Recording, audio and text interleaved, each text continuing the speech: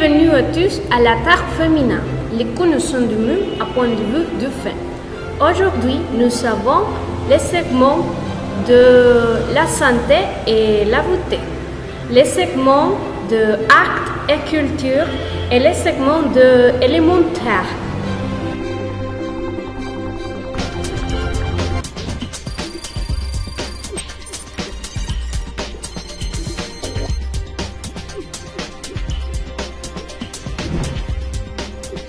Ici, dans le delta du Gange, tout est immense. Moi, le tigre du Bengale, j'aime arpenter cette région faite de terre et d'eau. C'est mon territoire, mon lieu de vie. Je suis un animal solitaire et j'ai besoin de beaucoup d'espace pour chasser mes proies. Au menu, cerfs, sangliers, singes et lézards. Je les connais par cœur, ces forêts de mangroves, avec leurs racines qui plongent dans l'eau salée. Pourtant, je suis inquiet. Le paysage s'est modifié. Des îles disparaissent dans ce grand delta. Tout ça à cause de la hausse du niveau de la mer due au changement climatique. 10 000 km² risquent d'être en partie engloutis sous les eaux. Pour nous, il est plus que temps. Baissez votre thermostat d'1 degré. Économisez l'énergie. Mai 2008. Les cyclones Nargis s'abattent sur le sud de la Birmanie. Octobre 2012. L'ouragan Sandy ravage la côte nord-est des États-Unis. Et puis, en décembre de la même année, c'est le typhon Bopha qui frappe le plein fouet de les Philippines. Ce ne sont que deux exemples de tempêtes qui ont marqué par leur violence et ont donné à ces pays un ordre de fin du monde. Ont donné à ces phénomènes météorologiques des noms. Mais en réalité, ouragan, typhon et cyclone ne signifient quand même un seul phénomène. En fait, un typhon, c'est le nom particulier d'un cyclone. Il y a d'abord donc le terme générique cyclone, et puis selon le lieu où ils se produisent, il y a différents termes.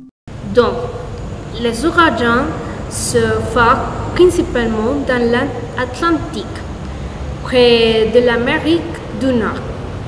Les cyclones dans l'océan Indien. Et les typhons, quant à eux, sont présents en Asie et en Extrême-Orient. Et chaque année, dans le monde, on compte en moyenne une cinquantaine de ces phénomènes tourbillonnaires. Mais ce typhon Haiyan qui a dévasté les Philippines est bel et bien exceptionnel et pourrait s'avérer le plus violent mesuré à ce jour. D'habitude, ce tempête s'affaiblit lorsqu'il arrive sur le continent. Ici, ce fut le cas contraire. On peut facilement prévoir son déplacement. Ce qui est le plus difficile à prévoir, c'est la façon dont il va s'amplifier. Ici, les prévisionnistes ont été très surpris par le fait que rapidement, comme ça, il est passé en force 5. Barrage sur le Nil. La construction d'un barrage sur le Nil crée la polémique. Une fois sorti de terre, il sera le barrage le plus puissant d'Afrique. 145 mètres de hauteur, 12 000 mètres de long. Il fait déjà la fierté de l'Éthiopie qui en fait une priorité nationale. Le projet lui permettra de quadrupler sa production électrique et d'en revendre aux pays voisins. Mais c'est aussi le chanteur de toutes les polémiques. Sur place, il bouleverse la vie de riverains. Plus de 5 000 ont dû être déplacés. Il manifeste régulièrement sur les sites. Mais là où la colère est la plus sensible, c'est bien dans le pays situé en aval. Le Nil traverse en effet le Soudan et l'Égypte avant de se jeter en Méditerranée. Au pays de Pharaon, le projet pharaonique inquiète en premier lieu les agriculteurs.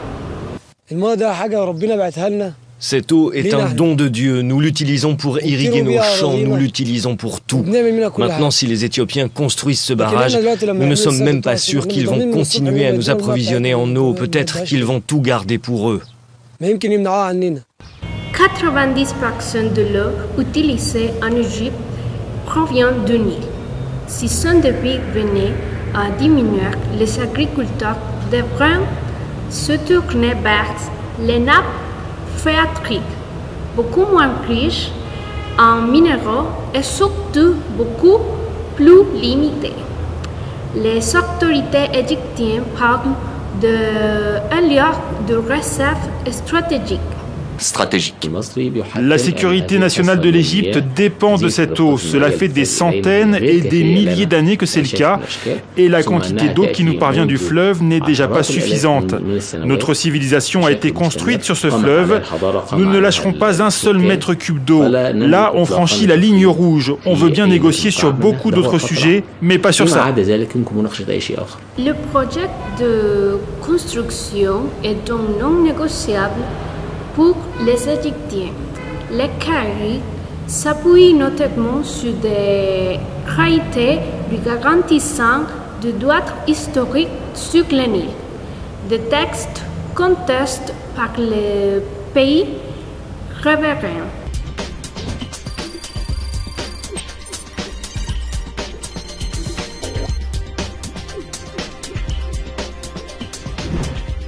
Ici, au Spitzberg, presque rien ne pousse. Tout est blanc, froid, glacial. Et pourtant, si vous saviez comme je l'aime mon pays, loin des humains.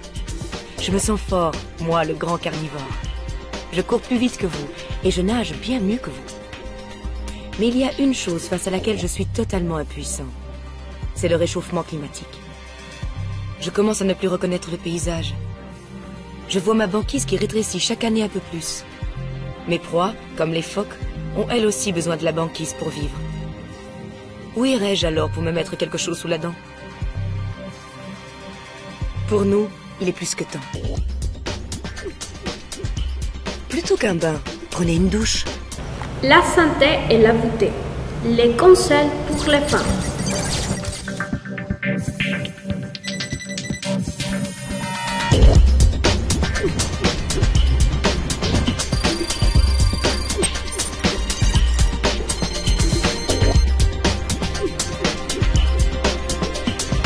Bonjour mes amis, il est bien connu que le soin de la peau c'est très important.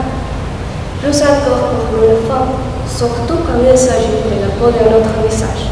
C'est pourquoi aujourd'hui dans notre segment La santé et la beauté, on a avec nous le docteur Alfonso Camacho, qui nous va donner 4 conseils pour le soin de la peau.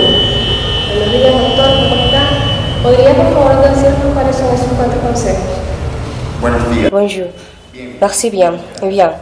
Le premier conseil est de se laver le visage au moins 3 fois par jour.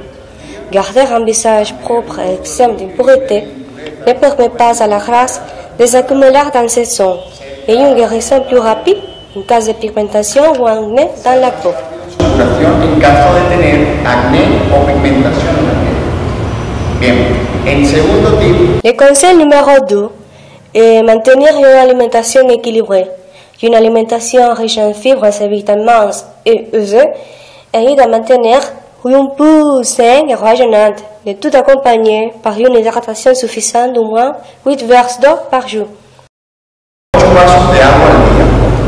El tercer tip que os traigo. Le troisième point est d'assister à une révision médicale avec un bon dermatologue qui vous indique le type de produit que vous pouvez utiliser selon votre taux de peau, avec un bon protecteur solaire pour les soins de la même. Et enfin, vous devez équilibrer le corps et l'esprit, parce que votre peau reflète l'état d'esprit dans lequel vous êtes, et de l'esprit les degrés de santé que vous avez en terre. Merci beaucoup pour votre collaboration, docteur. Il a été agréable de parler avec vous aujourd'hui sur cet important sujet. Bon, mes amis, il n'y a encore d'excuses pour nous prendre le soin de notre peau. Jusqu'à la prochaine semaine, la santé et la beauté. Merci Isneya. Alors, nous avons les segments de l'art et culture.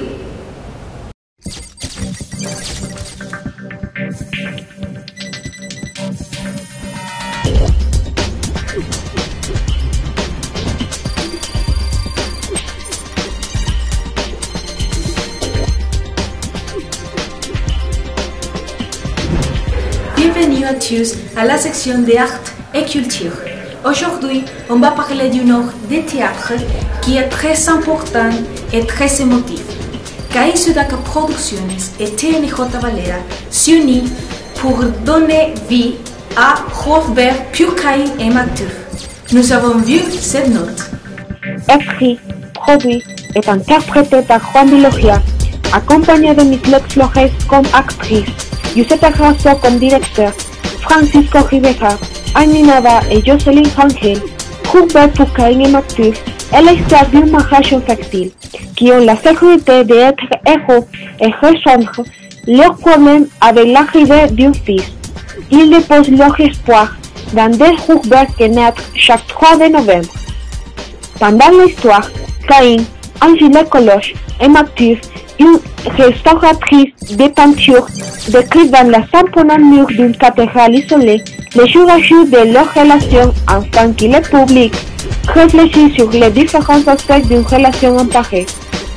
Avec le succès d'une première saison et malheureux, l'équipe de Robert s'est transportée ce 16 de novembre jusqu'à la ville de Mérida pour émouvoir à l'auditeur de la salle José Ignacio Carrujas de l'école d'art scénique de l'Aula. Clairement, c'est une expérience très importante pour Valera et le monde du théâtre.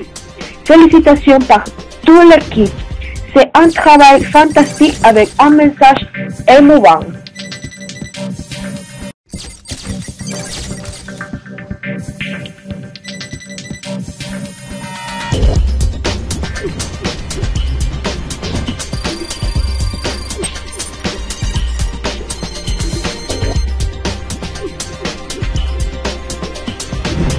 Bien, nous avons vu l'art et la culture, Annie. Oui, c'est très important que la personne ait les connaissances de l'art et la culture. Et c'est la manière, les conseils de la bibliothèque, c'est très important aussi. Oui, c'est très intéressant parce que nous pouvons utiliser ces conseils chez nous. Et le thème de la terre, c'est très intéressant aussi pour les humains et les enfants. Et c'est très facile aussi. Oui, c'est très facile. Oui. Et c'est pour les enfants qui doivent connaître que pour pratiquer les activités de l'écologie, la naturelle, c'est très intéressant. Oui, c'est très intéressant. Bien, c'est tout. La semaine prochaine. Oui, jusqu'à la prochaine semaine. Sur la tarte en féminin, les connaissances du monde à point de vue de la femme. Au revoir. Au revoir.